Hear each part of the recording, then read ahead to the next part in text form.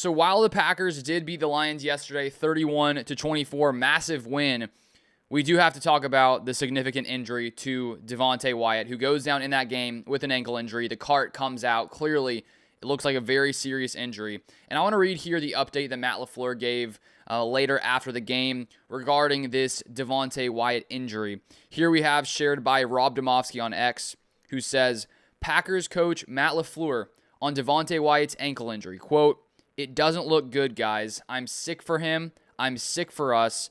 I mean, that's a critical loss for our football team, for our defense, obviously." End of quote.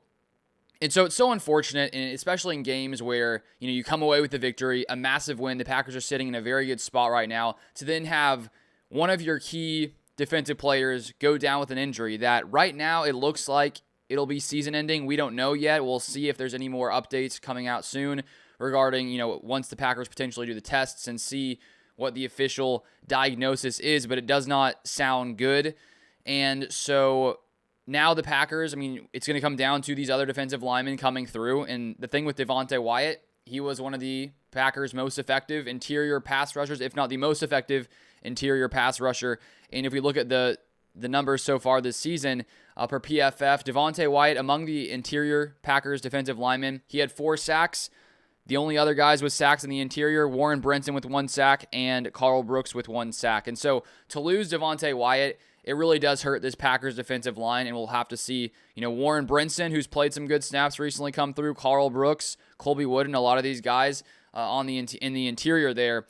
And it's just unfortunate because the Packers have dealt with a lot of injuries, as do many teams. We saw Tucker Kraft go down a few weeks back. Very crucial piece. The Packers had to adjust there, figure out how to run their offense without Tucker Kraft being on the field.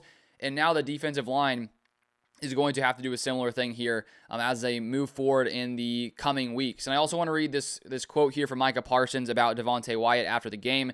This is shared by Ryan Wood on X, who says, "A major injury to Devonte Wyatt is a big blow. Micah Parsons called Wyatt a player you can't replace. What now?" Here's what Parsons says, quote, "It's going to be challenging, but we're going to have to really dial into our details, our fundamentals, to try to replace someone who is irreplaceable."